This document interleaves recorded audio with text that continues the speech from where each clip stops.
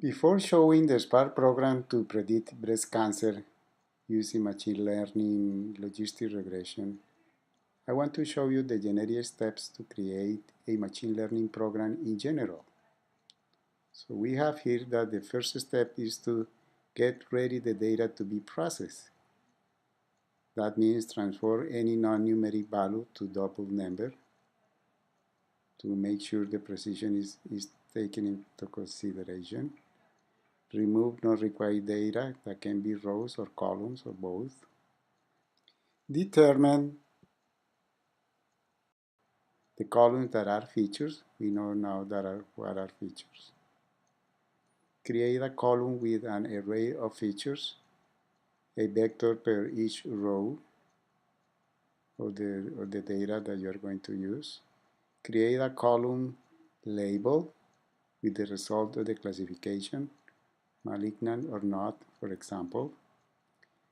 Set the training and test data. Create the model. In this case, it's going to be the logistic regression. Train the model with the training data. Test the model with the test data. Evaluate your model with the different metrics that we have seen. And finally, prepare the formula to predict or classify new real data. Now we can see how this applies to the Spark program. Get ready or prepare the data to be processed. Initially, the data has these fields we are showing here, and we are going to apply, we are going to drop or delete this column. This column represents the sample ID, so we don't need it. And the other thing that we are doing here is transform all these numbers to double. So after that transformation, we can see here that the sample ID is no longer, and all the other values have been transformed to double.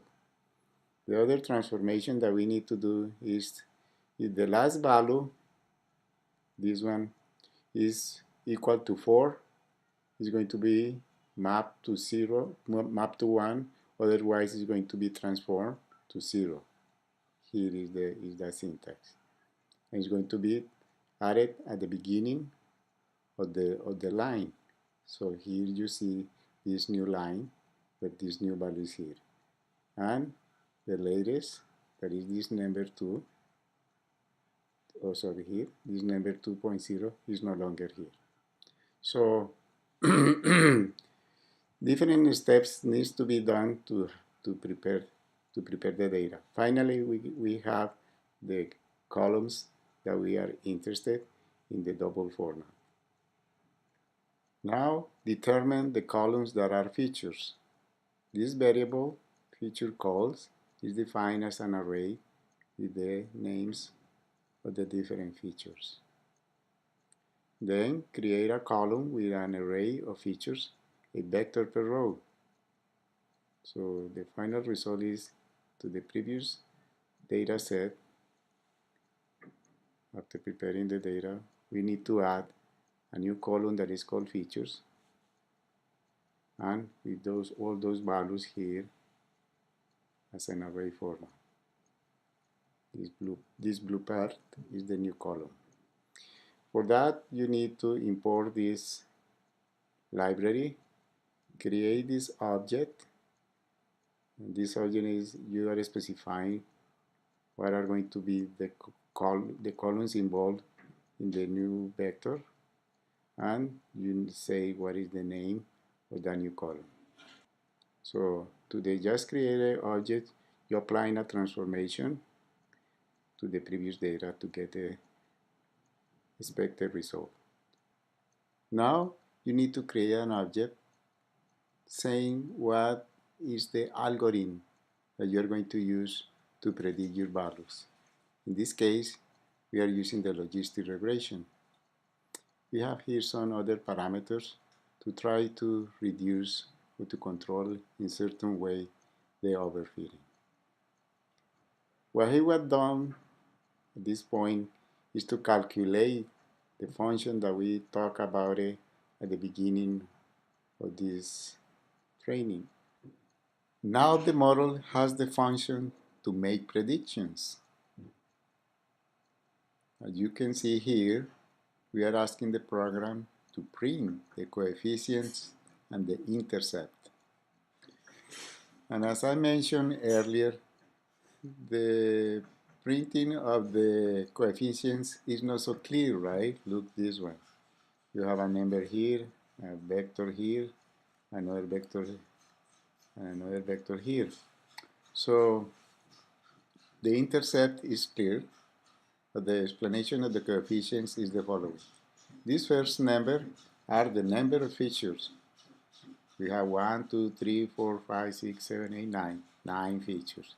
Then he's saying 1, 2, 5, 6. 1, 2, 5, 6 corresponds to the features number 1, number 2, number 5, and number 6.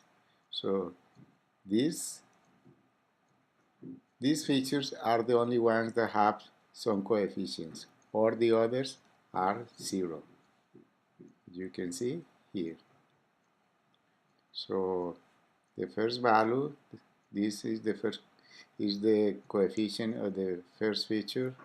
This is the value of the second feature, and so on.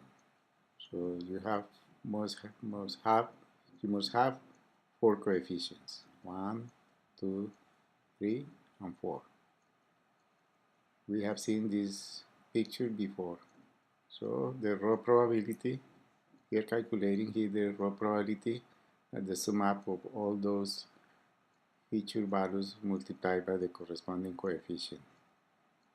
And finally, we have this formula that is giving us the probability, final probability. Now, test the model with the test data. We are going to create a new data set called predictions, applying to the model a transformation using the test data. So we can see here the results. We have the previous data in the information of the previous data set up to here, and we have new columns in the blue color. These new columns are raw prediction, probability, and prediction itself. So you have seen the two values. These values correspond to the raw prediction to be negative or be positive, the probability to be negative or to be positive. This raw prediction is the same raw probability, and this probability here is this one too, and the prediction is the result of comparing the probability to be positive. If it is less than 0.5, is 0, like in this case. Finally, we evaluate the model. So for that, you are going to import some libraries, create an object, in this case we call evaluator, that is going to provide us some metrics. We have seen one that we discussed previously, area under ROC, AUC.